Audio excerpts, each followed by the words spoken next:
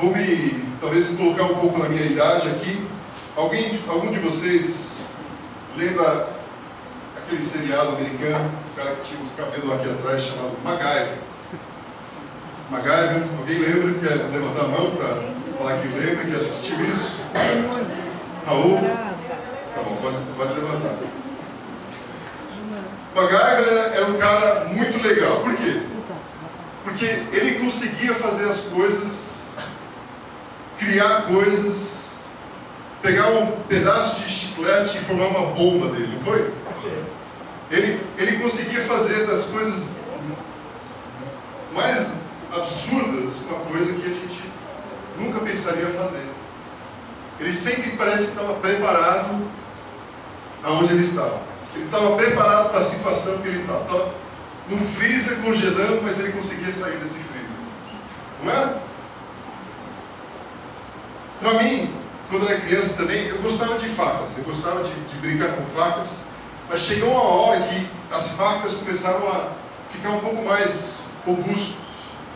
Tiveram facas que se tornavam, como é que chama isso? Alicate. Ferramenta para mim é tristeza, tá? Eu sei inglês, mas português ainda não gravei. Não. Alicate. Aí dentro do alicate você tem uma faca, tem abridor de lata, de garrafa. Não sei nem o que é isso aqui, esse furinho aqui. Tem outra coisa para ajudar as unhas. Não sei por que um homem teria isso, lixa. Ele teria para outros, não faria com as unhas. Não, tá? Tem uma serra aqui. Tem várias coisas que você encontra nisso. E eu gostava demais disso porque você estava preparado para qualquer situação que surgisse na sua vida. Você tinha isso na mão, você podia fazer qualquer coisa, que nem um MacGyver. Não era mais do que só uma faca simples. Você estava preparado para tudo. E hoje nós estamos começando algumas mensagens que falam sobre ser preparado. Estar preparado para qualquer situação que você se encontre na sua vida. Obrigado. Qualquer situação que você se encontre. Porque eu quero que vocês estejam prontos em qualquer situação, defendendo sua fé sem perder a cabeça, sem perder a mente, sem ficar pirado, para defender o que você acredita. Talvez uma situação que muitos de nós passamos, enfrentamos na nossa vida, é ser perguntado no que a gente acredita. As pessoas chegam para nós, mas o que você acredita? Aonde você coloca a sua fé? E às vezes é difícil ser cristão. Às vezes é difícil responder essa pergunta. Você sabe o que acredita, aqui dentro você sabe, mas na hora quando as pessoas perguntam para você, você não sabe como falar. Não sabe como explicar o que você tem aqui dentro. Talvez você foi ensinado isso por anos, mas para explicar isso simplesmente, basicamente, numa frase simples, é difícil. E talvez você se encontra em situações da sua vida que as pessoas começam a tirar sarro de você por ser cristão. Tirar sarro de você pelo que você acredita. Pode ser uma frase inocente das pessoas. Ah, você é um daqueles que acreditam na Bíblia, né? Não sei. Ou talvez algo assim. Ah, domingo o Jeremy não vai conseguir porque ele tem que ir na igreja. Ou talvez outro que talvez a gente escuta também.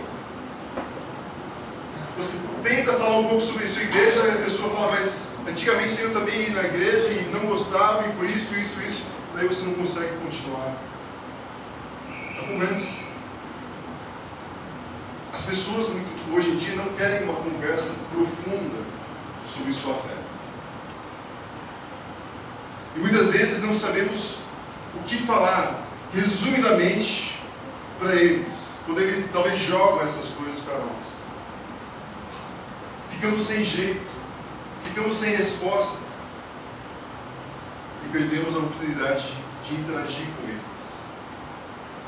E depois talvez a gente fica bravo conosco mesmo de não ter falado alguma coisa para eles, de não ter alguma coisa preparada para falar com eles.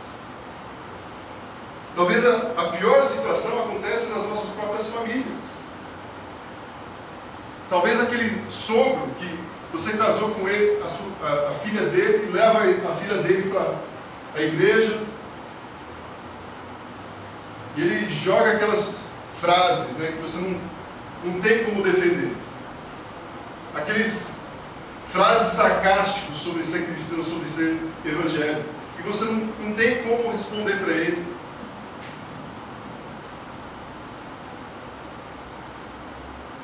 Ficamos sem jeito, muitas vezes, naquelas horas.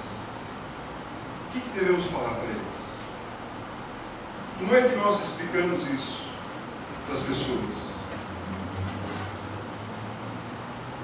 Talvez a resposta de muitos de nós é rir, meio sem graça.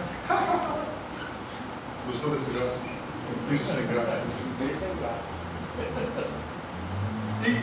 E nem falamos nada com eles. Nem respondemos. Mas depois você fica pensando no que você poderia ter falado.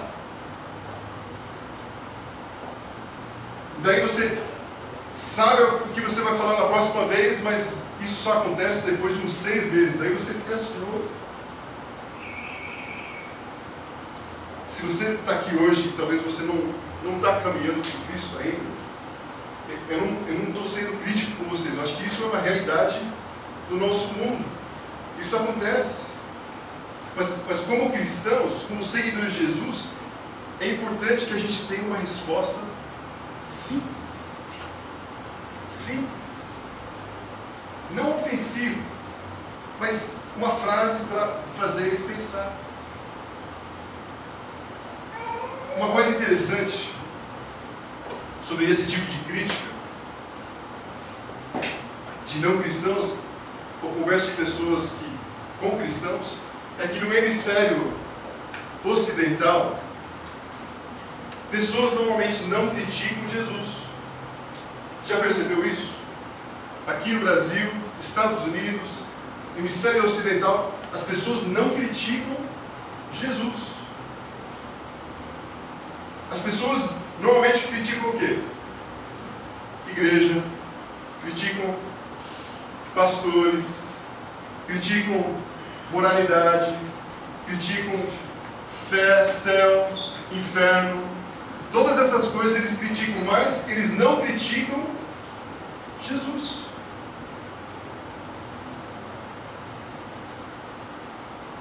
O que vamos ver hoje e algumas outras semanas é como nós nos equipar com algumas frases que você pode responder, usar em situações como essa. Não para defender algo. Eu não quero que você se torne alguém que procura briga, que começa a falar as coisas só para intimidar as outras pessoas, mas para criar diálogo, para criar uma conversa mais profunda. O que dizer quando tem pouco tempo e menos interesse das pessoas? E não estou falando em momentos que você pode ir para casa, preparar alguma coisa, um sermão quase, para responder às pessoas. Não é isso. Ou talvez olhar no Google, como é que eu lido com críticas? Ou um link no YouTube. Não quero que você faça isso. Quero que você faça alguma coisa simples. E alguém que fala muito sobre isso na Bíblia é alguém que vocês conhecem bem. Nós vamos olhar as palavras de Pedro. São Pedro, para vocês católicos, seu primeiro Papa, Pedro, esse mesmo Pedro.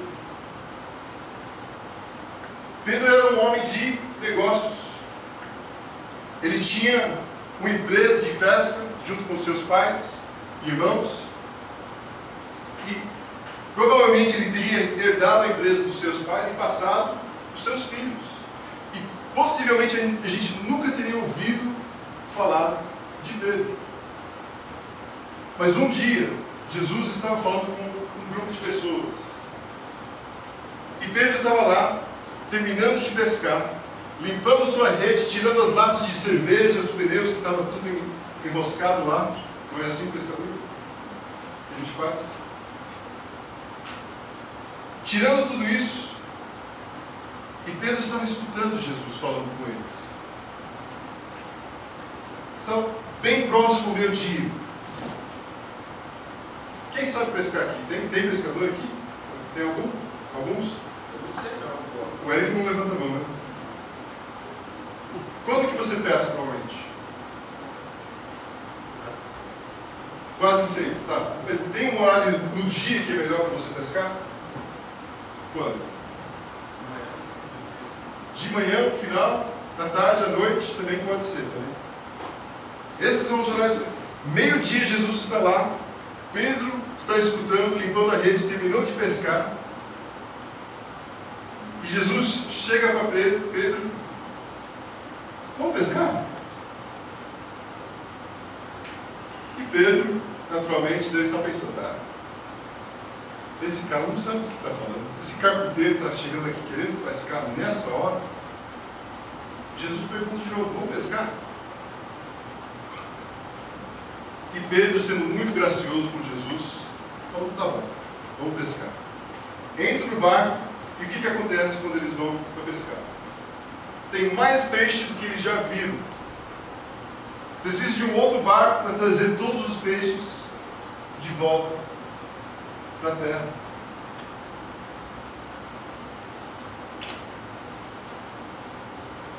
E de repente, Jesus fala para ele, me segue. Depois dessa pescada enorme, Jesus olha para ele e fala, me segue. Jesus, olhando para ele, fala isso. E Pedro olha para os seus pais e fala, pais, tchau, cuida da empresa, eu vou seguir Jesus. Traz o irmão, traz os irmãos João e Tiago, e eles vão começando a seguir Jesus. E Pedro entra nas páginas da história como um ex-pescador. E Pedro tem muita fé em Jesus. Mas quando Jesus é preso, o que acontece? Pedro perde toda a sua fé. E nega Jesus quantas vezes? 3 vezes. Mas a coisa interessante é que, depois que Jesus morreu, Pedro viu o sepulcro vazio. Depois de ver o sepulcro vazio, ele tem café da manhã com Jesus na praia. Comendo sabe o quê? Peixe. E Pedro volta de novo como o personagem principal da história da igreja. Essa é a história resumida de Pedro. E Pedro começa a escrever cartas às igrejas, se torna líder da igreja. Ele viveu numa época que era muito perigoso ser cristão. E Pedro foi crucificado eventualmente. Vocês já leram sobre isso? A tradição fala que Pedro foi crucificado de ponta cabeça. Sabe por que ele foi crucificado de ponta de cabeça? Ponta cabeça? De ponta cabeça? Hã? Não se achava digno de ser crucificado que nem Jesus. Então, os romanos, meio sarcasticamente, então, vão crucificar você de ponta cabeça. Em uma das cartas de Pedro, 1 Pedro, Pedro nos ensina algo muito importante sobre como podemos estar preparados para esses tipos de conversas.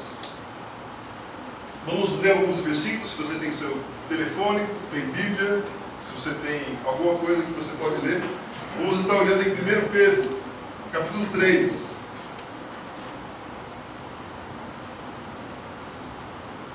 O que nós falamos quando ouvimos críticas? O que nós falamos quando somos perguntados sobre a nossa fé? Olha o que o Pedro fala. 1 Pedro 3, 13 a 14. Quem há de maltratá-los?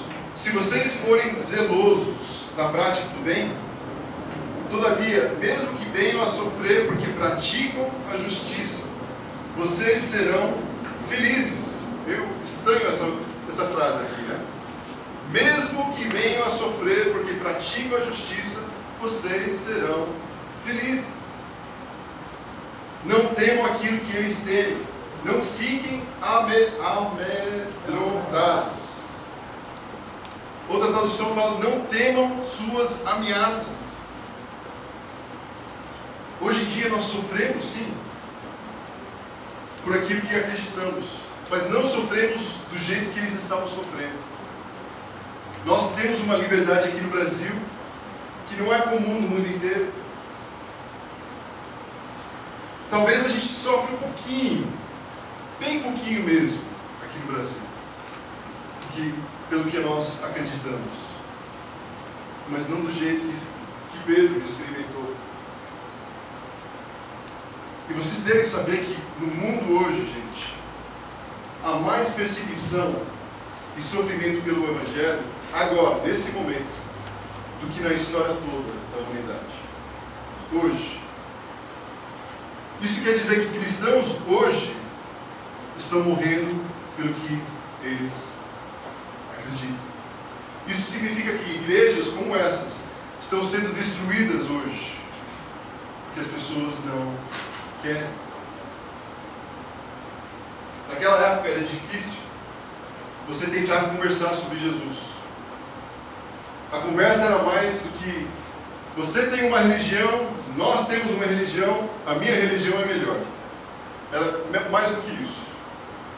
Nem era: você tem deuses, eu tenho um Deus, nosso Deus é melhor do que os seus deuses. Esse não era o papo. Era mais difícil. Era a falar assim: nós temos um Deus, você tem deuses, mas seus deuses nem existem. Não é só que ele é melhor, ele é o único. Fernando olhou isso algumas semanas atrás, de que Jesus fala que ele é o único caminho a Deus. Então essa é a nossa conversa. Você tem deuses, mas eles não existem. Nós temos o único Deus que existe. E para se tornar mais difícil ainda, os imperadores daquela época se achavam quem? Deuses. Eles mesmos se achavam divinos. Então, esse tipo de conversa que você tem deuses, mas eles nem existem, imagine conflito, não somente religioso, mas também politicamente naquela época. De confrontar imperadores, falando: você nem é Deus. Complicado. E Pedro está falando para nós: mesmo que sofre por fazer o bem, não temam, não ficam amedrontados. Isso vindo de alguém que foi eventualmente crucificado de ponta cabeça. Pedro fala para eles não temer, mas daí ele nos dá algo aplicável à nossa vida. Versículo 15: antes, santifiquem. O que quer dizer santifiquem? Separe, coloque no centro quem? Cristo como Senhor em seu coração. Decide uma vez por todas que César não é o seu Senhor. Decide uma vez por todas que sua carreira não é o seu Senhor. Decide uma vez por todas que sua esposa, sua filha, seus parentes não são os seus senhores. Decide uma vez por todas que Jesus é o centro de sua vida. E no grego ele continua essa frase falando: e estejam sempre preparados para responder uma defesa a qualquer pessoa que lhes pedir a razão, a explicação da esperança que há em vocês. Temos que lembrar que isso é Pedro falando para nós. Pedro que negou Cristo quantas vezes de novo? 3 vezes. E ele está nos dando a dica aqui, o que falar quando você se encontra numa situação das pessoas perguntar para você, por que você segue Jesus? E ele nos dá a resposta que ele aprendeu, que ele tomou para si e aplicou na sua vida. Eu sei que eu neguei Jesus 3 vezes, mas eu aprendi a falar de colocar Cristo no centro da minha vida. Isso é muito importante para nós. Muitas vezes é mais fácil falar para vocês o que esse versículo não está falando. Esse versículo não está falando, você tem que estar pronto para explicar a sua cosmovisão cristã. Não é isso. Não é isso que ele está falando para nós. Também não está falando, esteja pronto para defender a Bíblia. Ele não está falando isso também. Isso seria difícil. Não seria? Não está falando também, esteja pronto para defender a sua igreja. Ele não está falando isso nesse versículo. Ou defende os cristãos que não se comportam. Ou defenda a hipocrisia dos cristãos do mundo hoje. Ele não está falando isso. Ele está falando, esteja pronto para explicar, para defender a esperança que há em vocês.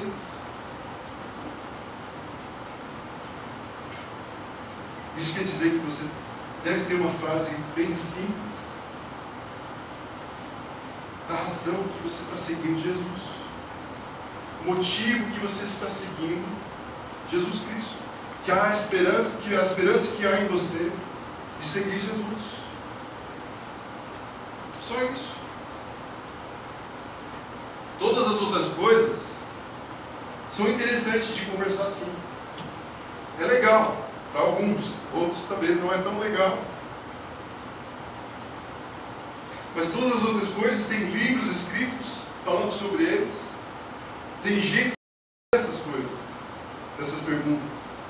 Mas o que você, cada um de vocês e eu, tem que fazer, se preocupar, é como alguém novo na fé ou antigo na fé, não importa. É poder responder da maneira bem sucinta e simples o motivo pelo qual eu sigo Jesus. Pessoalmente. Não o grupo todo, mas pessoalmente. Por que eu estou seguindo Jesus Cristo?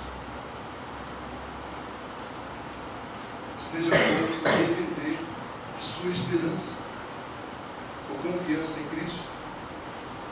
Se você perguntasse para Pedro, como você defende sua esperança ou confiança em Cristo? A resposta de Pedro, a palavra seria ressurreição.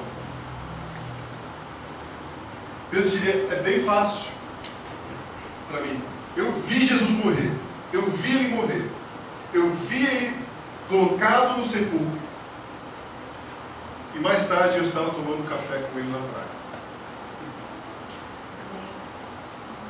Quando você vê alguém morrer, e na próxima manhã você está tomando café com ele, isso te dá esperança. Isso te dá motivo de seguir essa pessoa.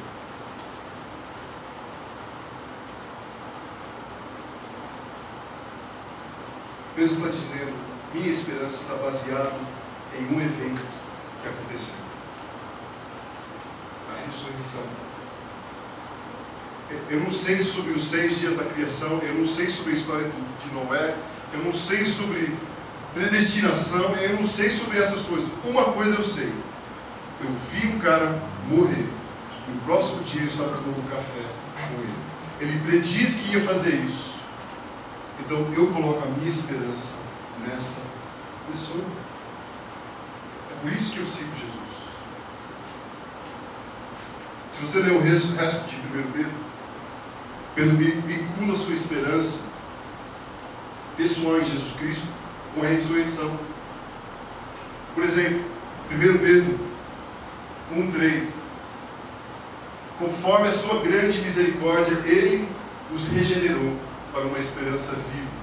Por meio de quê? Por meio da ressurreição de Jesus Cristo dentre os mortos. Você conhece mais alguém que ressuscitou? Não. Ninguém disse que ia morrer em 3 dias, ressuscitar. E Pedro colocava toda a sua esperança nele, porque ele viu isso com seus próprios olhos. Ele também escreve, versículo 21, por meio dele vocês creem em Deus, que o ressuscitou dentre os mortos e o glorificou, de modo que a fé e a esperança de vocês estão em Deus. É essa frase que Pedro usa vez após vez após vez. Nossa esperança é a ressurreição de Jesus. Pedro fala, eu não sei explicar tudo. Eu não sei explicar todas essas outras coisas que estão falando por aí. Mas sabe por que eu não tenho medo? Sabe por que eu vou entregar minha vida? Não é pelo que eu acredito. Tem muita gente que morre pelo que acredita. Eu estou morrendo por uma pessoa. Eu estou morrendo porque eu vi com os meus próprios olhos alguém que se diz Deus morrer, ressuscitar e ainda está vivo hoje. É uma experiência que eu passei na minha vida.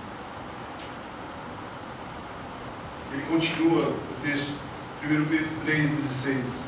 Contudo, faço isso. O que ele está falando sobre isso? Ele estava falando antes, de estar preparado em toda situação. Daí que esteja preparado para responder por que você segue Jesus. Façam isso com mansidão. Gente, não se trata de ganhar uma discussão. Não se trata de você tentar convencer alguém que eles estão errados. Com mansidão. Não é uma competição de ver quem que grita mais alto. Não é isso que acontece muitas vezes hoje em dia. Você tem pessoas gritando um com o outro para tentar convencer de algo. Não se trata de alguém que se acha mais importante que uma outra pessoa também. É com mansidão, é com respeito. E na minha opinião, muitas vezes, hoje em dia, nós cristãos estragamos tudo. Nós estragamos isso. Porque muitas vezes nós achamos que os evangélicos, os cristãos estão na maioria. E quando um grupo se acha que estão na maioria, sabe o que acontece? Eles começam a presumir que eles estão com mais voz. Eles começam a se sentir mais em poder. Eles começam a falar com autoridade que eles não têm. E as pessoas ficam com medo do que a gente tem a falar. Ficam com raiva do que a gente tem a falar. Ficam com uma impressão de pessoas que não estão se importando com eles. Eventualmente, se falamos assim, nós vamos estar falando com desrespeito. E isso tem minado a nossa credibilidade no mundo lá fora. Na verdade, a razão porque muitos de vocês não são cristãos, talvez, é porque vocês encontraram outros cristãos que punham a sua fé sobre você, que falavam para você aceitar, falavam para você porque você tem que fazer isso ou aquilo, colocavam o seu dedo na sua frente. Isso não é respeitoso. Qualquer pessoa que acredita em algo, eles não acreditam por coincidência. Tem algum motivo que eles acreditam no que acreditam. Ninguém é errado propositalmente. Algo levou essas pessoas a acreditar nisso. Se eu nascesse em Paquistão, Afeganistão, na África, eu teria crido, provavelmente, o que eles creem. Não temos desculpa de ser desrespeitoso com pessoas que foram criadas dessa forma. Ele continua conservando boa consciência. Não faça nada para aqueles que você está tentando alcançar, que deixa algo que eles podem te culpar. O jeito de você viver é tão importante quanto você fala. Os dois têm que caminhar junto, de forma que os que falam maldosamente contra o bom procedimento de vocês, porque estão em Cristo, fiquem envergonhados de suas calúnias. Ele está falando para nós, você vai ter pessoas que vão te criticar, que não vão acreditar no que você acredita. Eles vão procurar motivos para tentar deixar você no chão. Procurar motivos para não gostar de você. Um dos motivos deles procurar motivo de não gostar de você é porque eles sabem que você está certo. Seu procedimento deve convencer eles do mal que existe neles. E quando pessoas que são críticas de você por ser cristão, ou por sua moralidade, ou por coisas que você faz, não é porque eles acham que você não está errado. Não, desculpa. Não é porque eles acham que você está errado. Eles são críticos porque eles sabem que você está certo. Eu sou o mais velho de 3 irmãos. De 2 anos e meio. Meu irmão tem 2 anos e meio menos que eu. Eu enrolava essa frase. Meu irmão é 2 anos e meio mais jovem que eu. Eu sou mais... Deixa eu falar. O que acontecia quando nós éramos crianças? Eu gostava de deixar eles meio bravos, tá? Esse cara gentil, mesmo com barba, ele gostava de ver até o limite que eu conseguia levar os meus irmãos. E quando eu fazia isso, eles vinham para mim e falavam, eu vinha para os meus pais e falavam, o Jeremy está fazendo isso. Essa voz mesmo, tá? Não estou inventando não. O Jeremy está fazendo isso de novo comigo. Qual era a minha resposta para eles? Vocês estão certos. Tenho muito respeito por vocês mostrarem isso para mim. Isso era a minha resposta para eles? Não, eu falava, mas você não sabe o que eles fizeram semana passada com o gato. Você não sabe o que eles fizeram ontem com a comida. Por quê? Porque eu sabia que eles estavam certos. Mas a única maneira de tentar equilibrar a situação era ser críticos deles. E é isso conosco muitas vezes. Se a gente está vivendo de uma forma correta, as outras pessoas vão criticar a gente porque eles sabem que nós estamos corretos. E não podemos reivindicar esse tipo de comportamento. Pedro está falando que quando você vive a sua fé, você vai enfrentar críticas. Tá? Desculpa se você estava querendo vir aqui hoje, eu falar para você não vai ter problemas mais na sua vida. Mas, gente, se nós estamos vivendo o que Cristo está querendo que nós vivamos, nós vamos ter críticas. Nós vamos ter pessoas que vão tentar achar o mínimo detalhe na nossa vida que não está certo. Você tem que ter uma resposta para essas pessoas. O motivo pelo qual você segue Jesus. E você tem que viver uma vida que demonstra isso também. A sua fala e seu comportamento tem que caminhar junto. Não adianta eu falar, se eu vivo uma vida que não mostra isso. E não podemos fazer isso. Tem que viver uma vida que mostra o que nós falamos. Muitos pais não cristãos Não sei se você percebeu isso já, mas isso talvez é o mais antigo. Muitos pais não cristãos queriam que suas filhas ou filhos casassem com cristãos. Não sei se isso é verdade mais hoje em dia. Mas por que é isso? Porque eles sabem que cristãos, muitas vezes, são talvez um pouco mais confiáveis, são um pouco mais que buscam preservar o casamento. Por isso que eu estou falando, não sei se é tanto isso hoje em dia no nosso meio. Mas antigamente era isso. Você tem que procurar alguém que é cristão, porque eles vão cuidar de você, você vai ser bem cuidado, eles vão caminhar com você. E antigamente também, sabia o que é? Também sabia que pessoas procuravam trabalhadores cristãos. Antigamente. Porque eles sabiam que eles podiam confiar nesses trabalhadores. Podiam confiar com o dinheiro que eles davam para essas pessoas. Mas eu acredito que hoje em dia, talvez não é tão forte esse sentimento. Por que será? Se nós vivemos uma vida altruísta, generosa e compassiva, é difícil ser atacado. É difícil atacar alguém que é generoso, que é altruísta, que pensa sobre o bem, que faz o bem, que é compassivo. É difícil achar o defeito desse tipo de pessoas.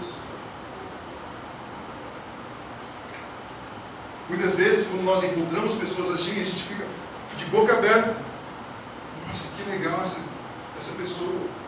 Que bondade que essa pessoa tem, que compaixão essas pessoas têm. Não tem como atacar eles. É isso que Deus está falando para nós. O jeito que você vive sua vida deve levar as pessoas a falar bastante. A sua vida deve falar bastante alto para as pessoas. Perto de 70 anos depois de Cristo viveu, por volta de 110 depois de Cristo, tinha um imperador romano chamado Trajano. Ele era um imperador romano e ele acreditava e declarava que ele merecia a adoração dos cidadãos e pessoas morando no Império Romano. Os próprios imperadores sabiam que eles não eram deuses, mas eles sabiam que se as pessoas vissem ele como Deus, eles iam adorar e servir o imperador.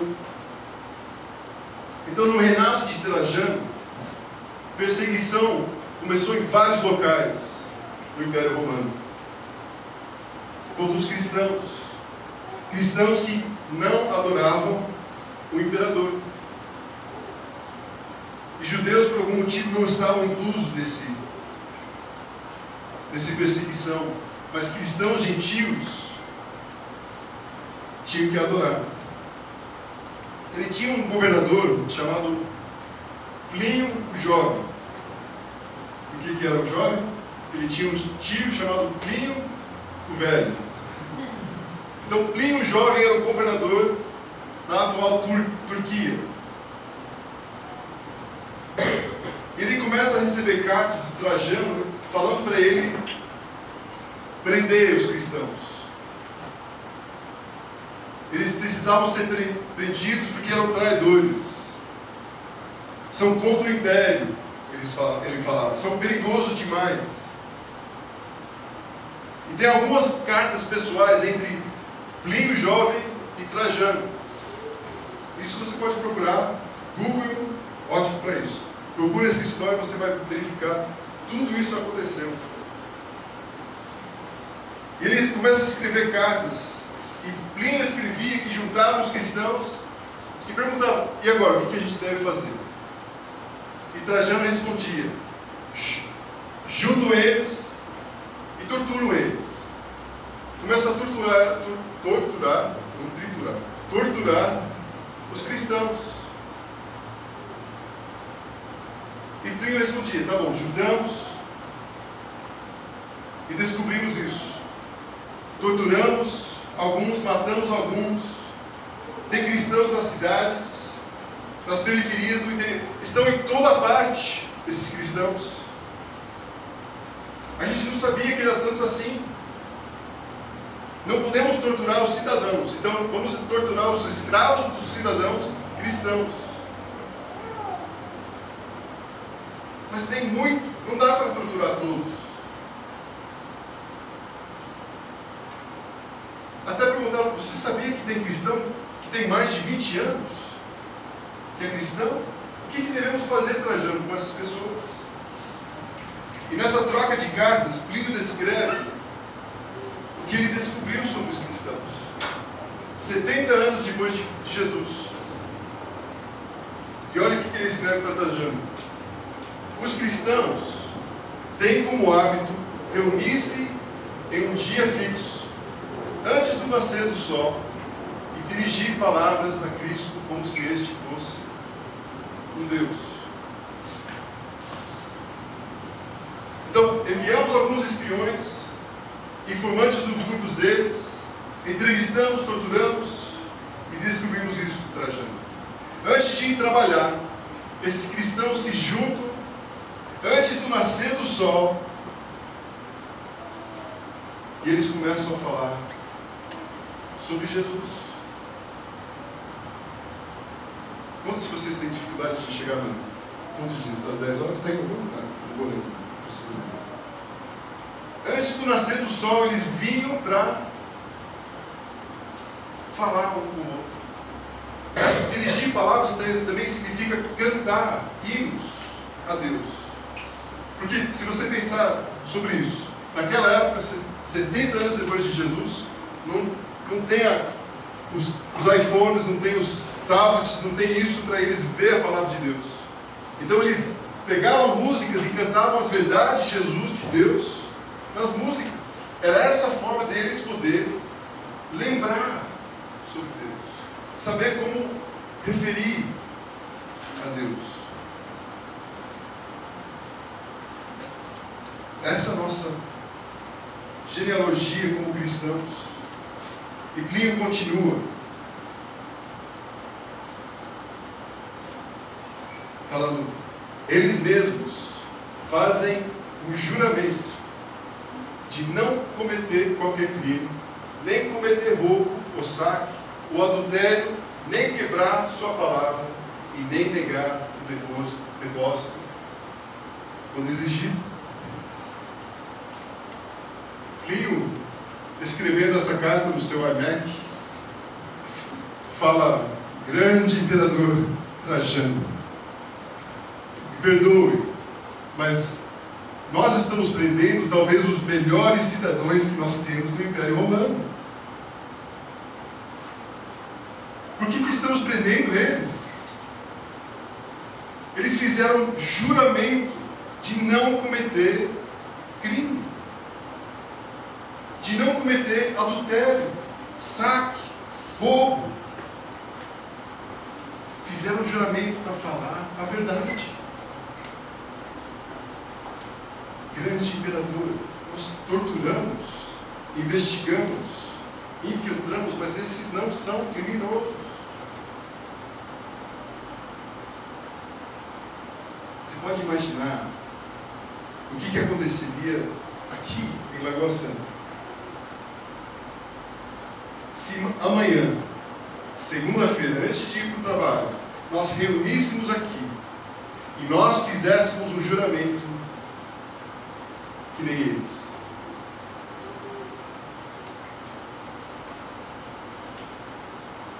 De não cometer roubo, saque,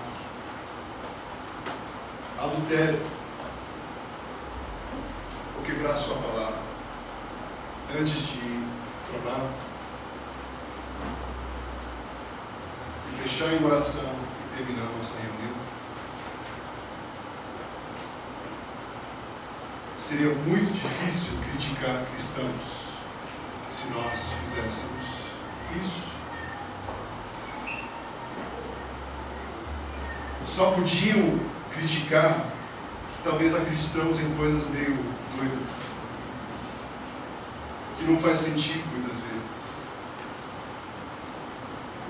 Mas gente, nós seríamos os melhores cidadãos de Lagoa Santa.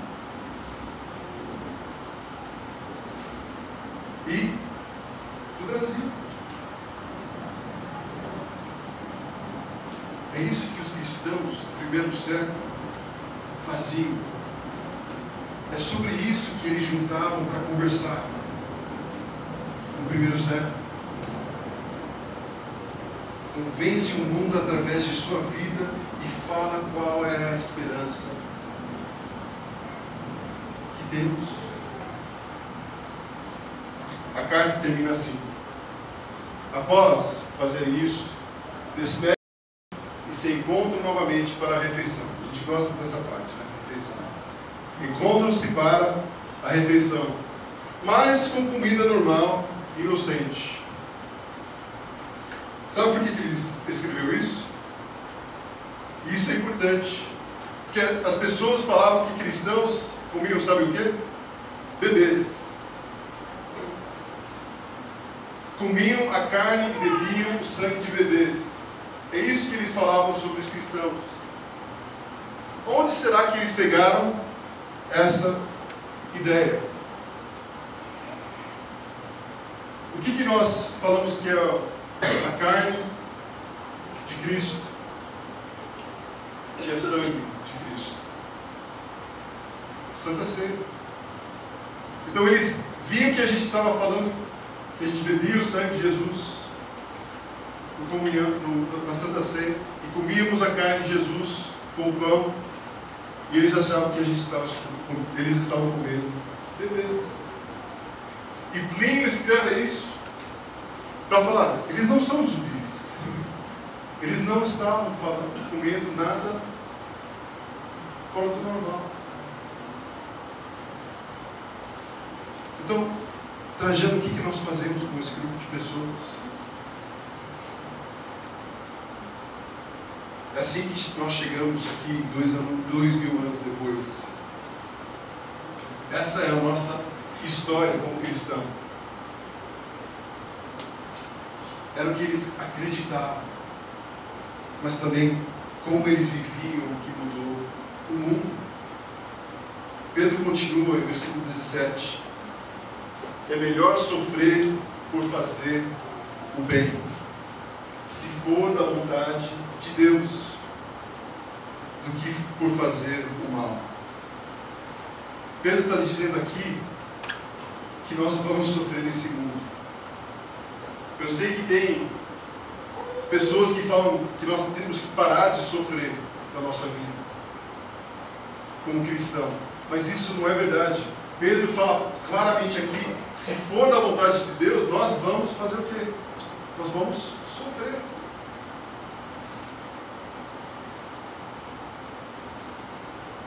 Não tem como escapar desse sofrimento. Mas se você sofrer, sofre por fazer o quê? O bem. Não sofre por fazer o mal. Perder um emprego por falar a verdade é melhor do que perder um emprego por mentir. Ter dificuldades no seu casamento por discussões é melhor do que perder seu casamento por adultério.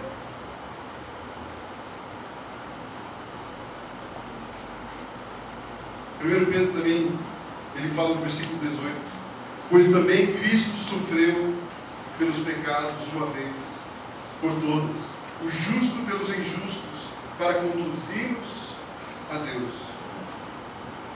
O sofrimento de Jesus conseguiu algo incrível para nós. Conseguiu a nossa salvação.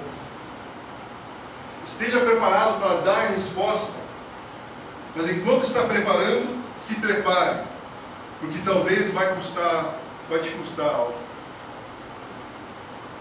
Mas também não tem problema, gente, porque a nossa mensagem é que custou algo para Deus termos relacionamento com Ele. A pergunta que eu quero que vocês respondem hoje à noite: por que você decidiu seguir Jesus? Você Você tem que estar preparado para responder essa pergunta. Não é um parágrafo que você vai ter que escrever. Não é um livro que você vai escrever sobre essa resposta. Quando as pessoas levantam as polêmicas da fé cristã, sobre criação, sobre Noé, sobre o inferno, sobre o céu, predestinação, quando levantam essas coisas, a única coisa que você tem que falar é a resposta à pergunta: por que você segue Jesus? Por que sua esperança está ancorada em um carpinteiro judeu? Quero sugerir algo para vocês. Acredito que a nossa resposta deve ser igual a de Pedro. Nossa resposta tem que incluir a ressurreição. Paulo falou isso em 1 Coríntios 15, 14. E se Cristo não ressuscitou, é inútil a nossa pregação, como também é inútil a fé que vocês têm. O centro de sua fé, não sei se você já pensou sobre isso ou não, é a ressurreição. Isso é o centro da nossa fé, que Jesus venceu a morte, como Ele disse que Ele ia fazer. Ele está vivo hoje. Nós não estamos baseando a nossa fé sobre uma crença, sobre um sentimento gostoso no nosso coração. A gente baseia a nossa fé sobre uma pessoa, Jesus Cristo. Nós temos que lembrar isso nas nossas conversas. Um exemplo para nós, talvez, sugerir para vocês. É isso.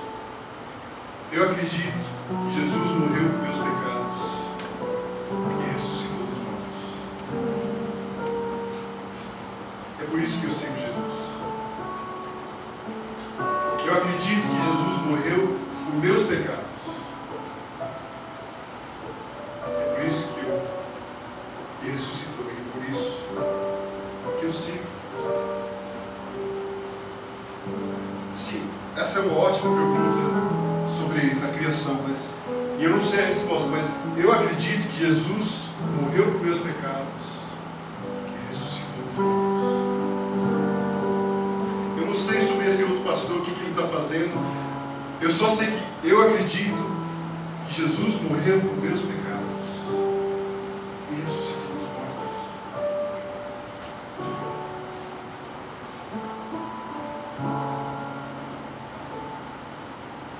Eu não sei a resposta por que nós estamos passando por tanto sofrimento, mas eu baseio a minha esperança no fato que Jesus morreu por meus pecados e ressuscitou dos mortos. É por isso que eu sigo Jesus. Sei que vocês estão dormindo já, mas queria que nós falássemos isso todos juntos, tá? Vamos lá? Está em português aqui, tá? Não tem problema. Eu acredito que Jesus morreu por meus pecados e ressuscitou dos mortos. Mais uma vez, só para gravar aqui em cima. Eu acredito que Jesus morreu por meus pecados e ressuscitou dos mortos. Talvez alguns de vocês não tomaram esse passo ainda. Fique tranquilo, eu não vou usar essa declaração para falar, peguei você como cristão agora, tá? Fique tranquilo sobre isso. Mas nós temos que ter uma resposta simples, pelo qual nós seguimos Jesus. Mas tem uma segunda parte que eu quero deixar com vocês e a gente vai olhar um pouco mais na outra semana. Mas assim, eu acredito que Jesus morreu por meus pecados e ressuscitou dos mortos. Mas não acredito nisso porque a Bíblia diz que foi assim. É melhor do que isso. Fecha. Eu acredito que Jesus morreu por meus pecados e ressuscitou dos mortos. Mas eu não acredito só porque a Bíblia diz que foi assim. É muito melhor que isso.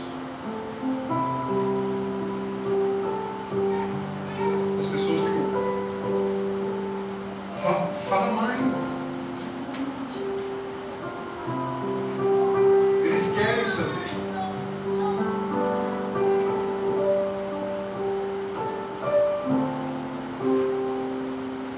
Essa parte da Bíblia, gente, a gente precisa saber que é muito mais do que algum livro que fala que foi assim.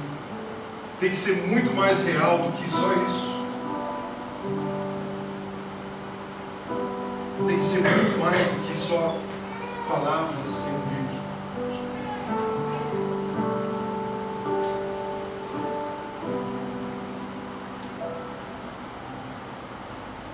Essa é a nossa esperança.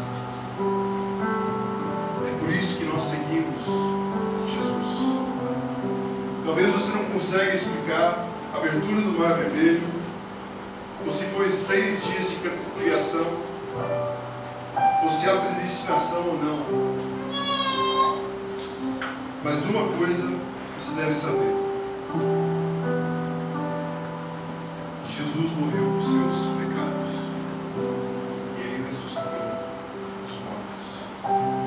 Somente porque a Bíblia diz que foi assim. É muito melhor do que isso. Daqui a algumas semanas nós vamos falar um pouco por que é melhor do que só a Bíblia que diz que foi assim. Essa semana eu quero que vocês peguem uma frase. Eu estou sugerindo isso. Mas se vocês querem pegar uma frase simples, por que você segue? Você segue Jesus? Para dar uma resposta simples para responder a essas pessoas. Pai, nós te louvamos por essa noite. Te louvamos por saber que os nossos pecados, todos os nossos pecados, desde quando nós éramos crianças, adolescentes, adultos, todos os nossos pecados hoje, que nós cometemos hoje, todos os nossos pecados que nós ainda vamos cometer na nossa vida, o Senhor perdoou naquela cruz. E para que essa palavra não fosse inútil, o Senhor ressuscitou dos mortos. Confirmou o que você disse que ia fazer. Está vivo hoje.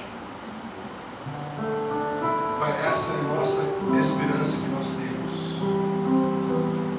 Que estamos seguindo uma pessoa. Estamos seguindo alguém que se diz Filho de Deus.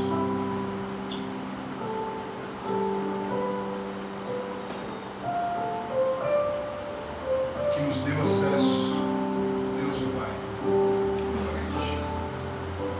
Pai, que isso seja a esperança, que isso seja o motivo pelo qual nós vivemos e seguimos o Senhor. Pai, que os momentos da nossa semana que enfrentamos pessoas que criticam, que falam contra a gente possa defender, dar uma resposta por que nós temos a esperança no Senhor. Com tudo que está acontecendo nesse país, não somente no governo, mas também moralmente, que podemos dizer para esse mundo, para esse povo brasileiro: a minha esperança não está nesse mundo, mas está no fato de que Jesus morreu por meus pecados e ressuscitou dos mortos.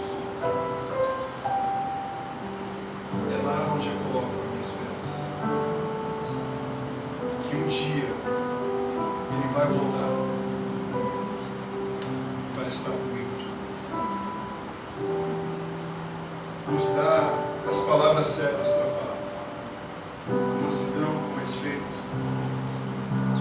para mostrar para eles que nós acreditamos, mas melhor do que isso,